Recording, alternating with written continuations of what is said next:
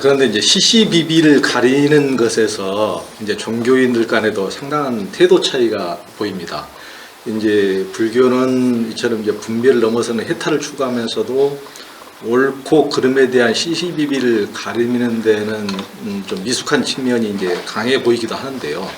요즘 미얀마 사태에서도 보지만 5.18 때도 이제 전두환이 쿠데타를 일으켜서 사람을 살상해도 이승만이 부정선거를 해도 이제 박정희가 독재를 해도 사회 공동체에서 어떤 문제가 생겨도 이제 불교는 그냥 넘어가는 경우가 많습니다. 그냥 넘어간다는 것은 결국은 이제 정치적으로 사회적으로 이제 강자의 그런 폭거를 그대로 그냥 이제 방치하고 어떻게 보면은 이제 그대로 지금 나쁜 짓을 해도 좋다는 식으로 이렇게 방조하는 거나 마찬가지가 되는데요. 그리고 이제 근데 이제 옳고 그런데 투신하고 정의 앞장서고 뭐 이제 그 굉장히 뭐 민주화 운동이나 다른 것에도 나서는 건 이제 기독교가 그게 굉장히 많이 하거든요. 그런데 이제 뭐 그 정의가 이제 나중에는 또 이제 아전 인수가 되어서 뭐 타인을 악마시하고 뭐 십자군 전쟁처럼 이제 이기적 침략과 뭐 이제 이런 제국주의로 나타나서 인류의 이제 불행을 자초한 측면도 크지만은 이제 주변에서 이제 이렇게 선행이나 정의 구현에서는 굉장히 이제 기독교권이 오히려 앞장서는 모습을 많이 봅니다. 이제 교수님은 화학과 평화를 앞세우는 불교, 그러면서도 시시비비에 대해 세상을 좀 더 진보케 하기보다는 보수적이게 하는 불교가 그게 이제 본래 부처님이 지향하는 것인지 이를 어떻게 보십니까? 좀 어려운 질문인데 사실은 우리 이제 민주화의 과정에서 우리 불교계는 좀 부끄러운 점이 있습니다. 분명히 많이 부끄럽습니다. 그것은 우리가 저는 불자로서 그 점 분명히 인정해야 한다고 봅니다. 다른 종교보다 좀 더 적극적이지 못했고, 물론 그 개중에는 훌륭하게 그 민주화 투쟁에 앞장선 스님들도 이제 계십니다. 그러나 좀 더 한국 종교계를 대표하는 민족 종교로서 우리 민족의 어떤 민주화의 그 도정에 적극적이지 못한 것은 사실인 것 같습니다. 그런데 이제 뭐 화합하기 위해서 그냥 두리뭉실 넘어가야 되느냐, 절대 그렇지는 않습니다. 파사현정이라고 불교의 정신도 삿된 것은 반드시 깨부셔야만 참된 발음이 선다고 하는 것은 불교의 오랜 전통이고 부처님 당시부터 있었던 것입니다. 다만 문제를 어떻게 해결하는 것이냐, 해결해야 할 것이냐가 문제죠.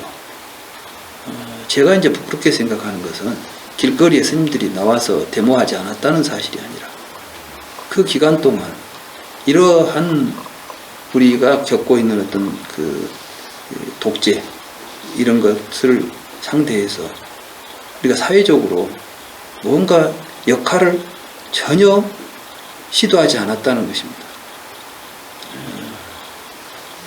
이제 저도 사실 이제 70년대 제가 이제 70년대 초에 대학을 다녔으니까 거의 이제 날마다 데모하는 학교에서 나도 이제 데모대 따라서 같이 이제 뭐 나서기도 해봤지만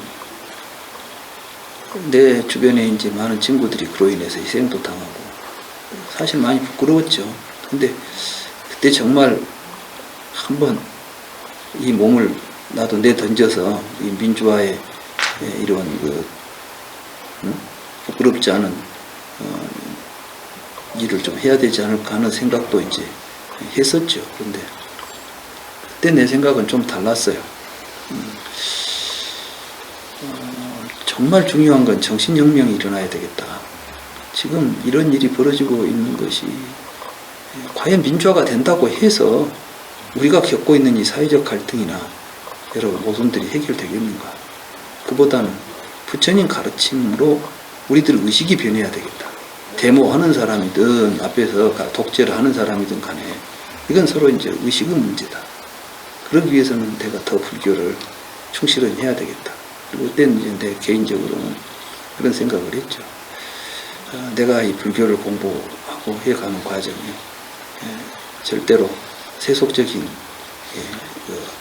안락이나 이익에 빠지지 않고 내가 내 친구들이 희생해 가면서 민주화 운동을 하는 이 희생에 내가 뭔가 그 보답하기 위해서 나 자신 평생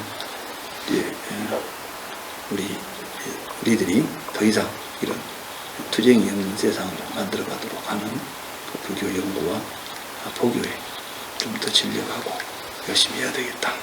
나는 이게 이제 내가 하는 하나의 혁명이다. 또 부처님이야말로 위대한 혁명가다.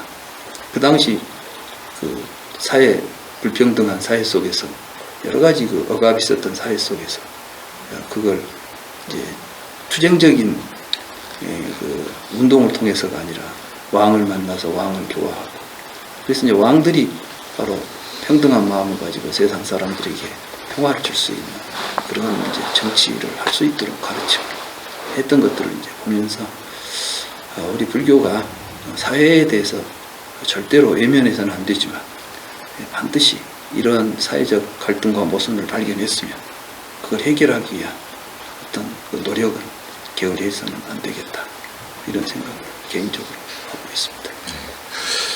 근본적으로 이제 마음의 어떤 혁명이 저도 이제 가장 중요하다고는 생각을 하는데요.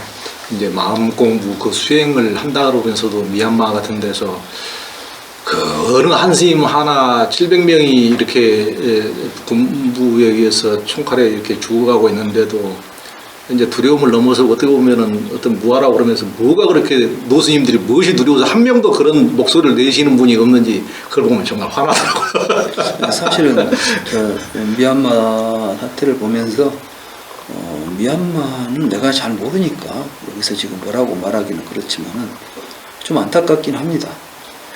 그 나라는 이제 불교 국가이기 때문에 정말 스님들이 일거에 일어나 버리면 군부도 굉장히 당황할 텐데 그렇지 못하고 있는 현실을 보면서, 근데 또 이 군인들이 이 총칼을 드는 이 부대타한 군인들은 굉장히 잔인합니다. 우리도 겪었잖아요. 그건 그 권력을 위해서는 총칼을 전혀 거리낌 없이 총을 쏘아야 되니까. 사실은 그 미얀마 민주화 운동 초기에 수천 명의 스님들이 사살당했다. 그런 걸 당해버려가지고 일어나면은 저들은 이제 불교를 믿는다고 하지만 사실은 큰 짐승 야차와 같은 존재들이죠. 그러니까 좀 두렵기도 할 겁니다. 그럼에도 불구하고 좀 더 그런 소신 있게 나서서 이런 사태를 바르게 만들어갈 수 있으면 좋겠는데 그렇지 못한 것을 보면 저도 안타깝습니다만 또 그 나라 사정이 어쩐지를 제가 또 다 모르기 때문에 이렇다 저렇다 이제 말하기는 좀 그렇습니다. 네.